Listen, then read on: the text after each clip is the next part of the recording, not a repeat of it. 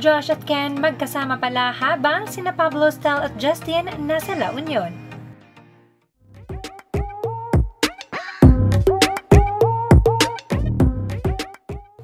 Yes, magkasama ngang nagbakasyon sina Pablo, Stel at Justin sa La Union kasama ang iilang mga 1Z staff, and many of us wonder kung nasaan sina Josh at Ken.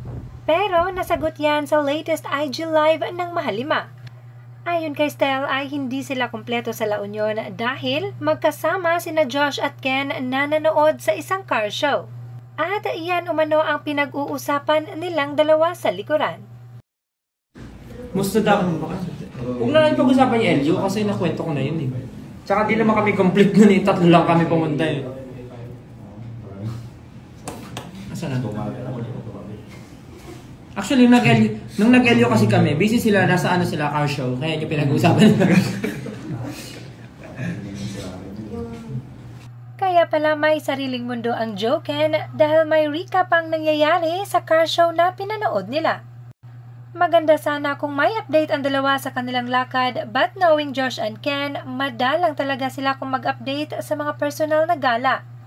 Pero ang importante dito, nag-bonding ang Joken. Go, bilisan lang, bilisan.